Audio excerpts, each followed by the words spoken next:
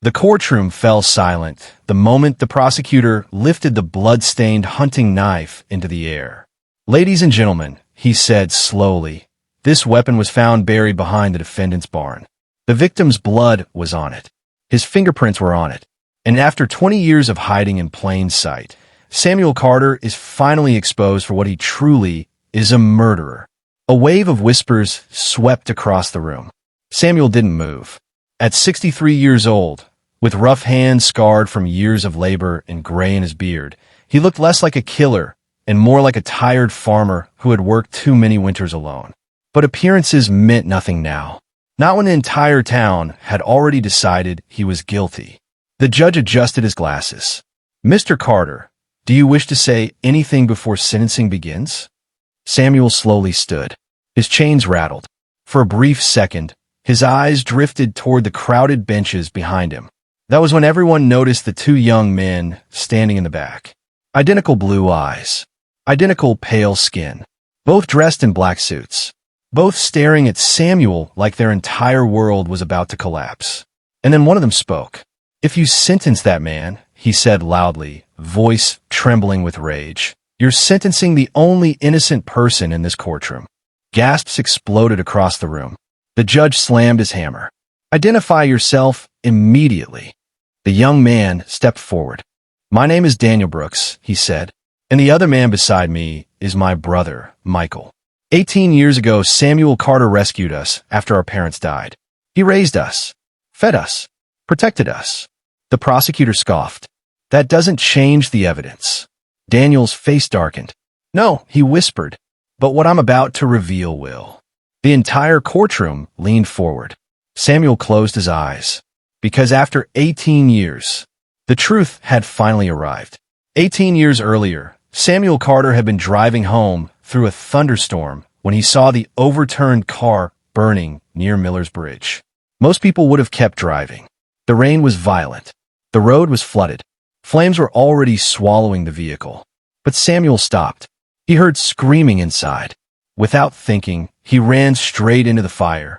By the time emergency crews arrived, Samuel had dragged two terrified boys from the wreckage with his bare hands. Their parents hadn't survived. The boys were only 6 years old. Daniel and Michael Brooks. Tiny, pale, shaking uncontrollably.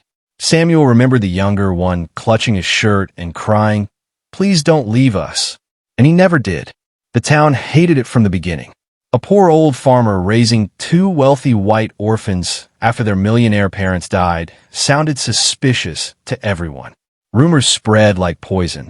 He's after their inheritance. He kidnapped them emotionally. He's manipulating those boys. But Samuel ignored every insult. He worked 18-hour days. He skipped meals so the boys could eat better. He sold half his land to keep them in school. When Daniel developed pneumonia at age 10, Samuel slept on the hospital floor beside him for 12 nights straight. When Michael got bullied in high school, Samuel marched into the principal's office covered in dirt from the farm and demanded justice with tears in his eyes. "Those boys are my sons," he said, "and nobody hurts my sons." He never legally adopted them. The system made it almost impossible. But blood never mattered to Samuel.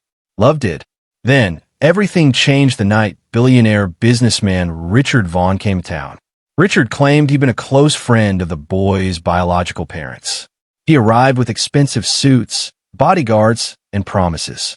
"You boys deserve a better life," he told them. "Private schools, opportunities, real success." Samuel said nothing. But that night, Daniel overheard him crying alone in the barn.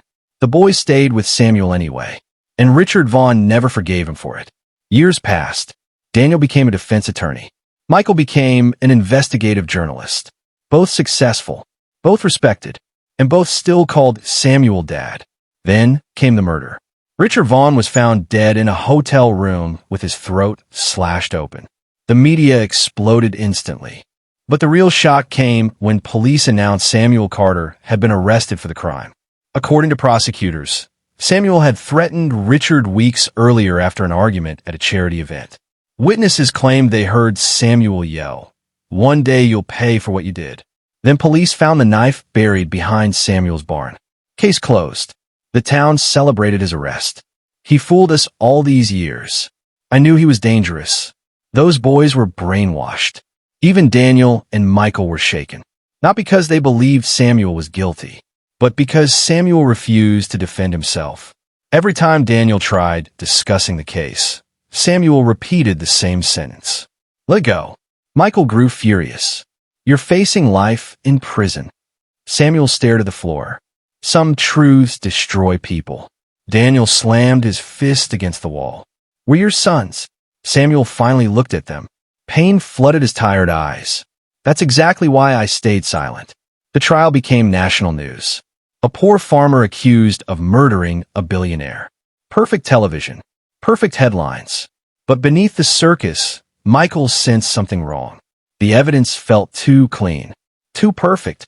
So while Daniel fought in court, Michael began investigating Richard Vaughn's past. And what he uncovered terrified him. Richard Vaughn wasn't just a businessman. He was connected to money laundering, illegal land seizures, and bribery schemes dating back decades. Then Michael discovered something even darker. 18 years ago, the same night Daniel and Michael's parents died, Richard Vaughn had secretly been at Miller's Bridge. Michael froze when he saw the police report. A second unidentified vehicle had been seen leaving the scene before officers arrived. The detail had disappeared from official records days later. Michael dug deeper. Then he found an old mechanic named Earl Benson living 2 counties away. The old man trembled when Michael showed him Richard Vaughn's photo. That devil, Earl whispered. What do you know? Michael asked. Earl looked toward the door nervously. Your parents' car didn't crash by accident. Michael's blood turned cold. Earl explained everything. Richard Vaughn had been involved in a business dispute with Daniel and Michael's father. Millions of dollars were at stake. Their father threatened to expose Vaughn's crimes. So Vaughn sabotaged the brakes. The crash was supposed to kill everyone. But Samuel ruined the plan by saving the boys. Michael sat speechless. And Samuel? He asked quietly. Earl's eyes filled with guilt. He figured it out years later. Michael drove home shaking. Suddenly Samuel's silence made horrifying sense. Samuel hadn't killed Richard Vaughn.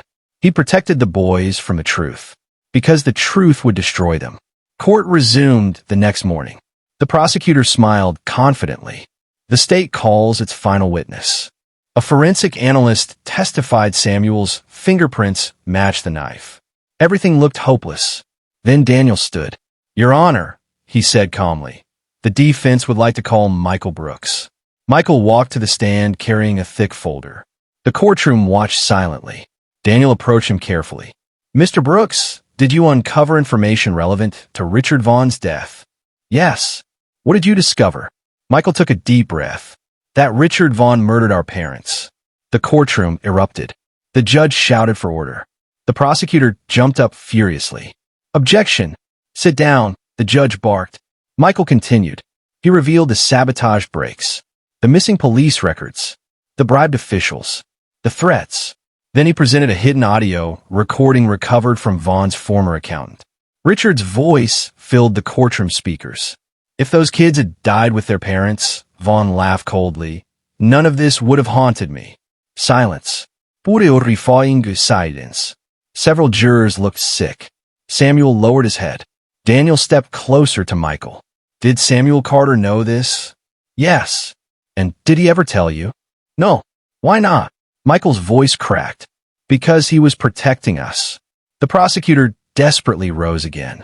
None of this proves Samuel Carter didn't commit murder. Daniel turned slowly toward him. No, he said softly.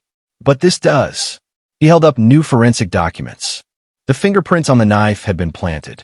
A corrupt deputy working for Vaughn's remaining business partners had tampered with evidence. Security footage showed someone entering Samuel's barn 2 nights before the arrest. Then came the final blow. Michael produced a hidden video file recovered from Vaughn's hotel cloud account. The judge allowed it. Richard Vaughn appeared on screen drunk and panicked. If anything happens to me, Vaughn slurred, it was Victor Hale. He threatened me over the offshore accounts. Another billionaire business partner. Another enemy. Another killer. The prosecutor's face went pale. Within minutes, officers rushed out to arrest Victor Hale, who had been sitting quietly in the courtroom the entire time. People screamed as federal agents surrounded him. Victor tried running. He barely reached the doors before they tackled him to the ground. Chaos exploded everywhere. And through all of it, Samuel Carter simply sat there quietly, as if none of it surprised him. Hours later, the judge returned with trembling hands. All charges against Samuel Carter are dismissed effective immediately. The courtroom burst into noise. Some cried. Some applauded. Others looked ashamed. But the most unforgettable moment came next. Samuel slowly stood. For the first time in months, the chains were removed from his wrists. Daniel walked toward him first. Then Michael. Neither spoke, because words weren't enough anymore. Samuel looked at them, with tears forming in his tired eyes. "I'm sorry," he whispered. Daniel grabbed him instantly. "You saved us," he choked out. Michael hugged both of them tightly. "You gave us a father." Even the bailiff looked away, wiping tears. But the story wasn't over. 3 weeks later, another shocking revelation surfaced. Richard Vaughn's surviving associates admitted Samuel had once confronted Vaughn privately years earlier, not to threaten him, but to stop him from targeting the boys again. According to witnesses, Samuel told Vaughn, "You already stole their parents. You don't get to steal their future too." That single sentence spread across national news overnight. Suddenly the town that once hated Samuel saw him differently, not as a criminal, but as a man who sacrificed everything for 2 children that weren't even biologically his. Reporters flooded his farm. Publishers offered book deals. Television networks begged for interviews. Samuel rejected all of them. Instead, he repaired fences, fed chickens, and woke before sunrise exactly like always. Some things never changed, but Daniel and Michael did. One evening, they arrived at the farm carrying documents. Samuel frowned. "What's this?" Daniel smiled nervously. "Open it." Samuel adjusted his glasses slowly. Then his hands started shaking. They were adoption papers. Adult adoption papers. Michael's eyes filled with tears. "You spent 18 years calling us sons." Daniel smiled softly. "It's our turn to make it official." Samuel broke down crying before he could even sign. Months later, the small town gathered again inside the same courthouse where Samuel nearly lost his freedom. But this time, nobody accused him of murder. This time, the courtroom witnessed something entirely different.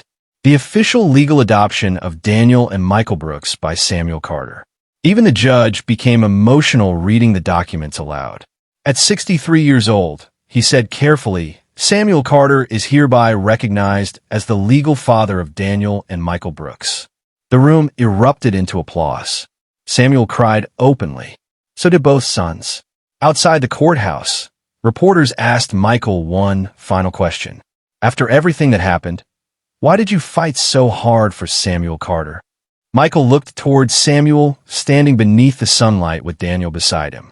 Then he answered quietly, "Because 18 years ago, when everyone else ran from the fire, he ran into it."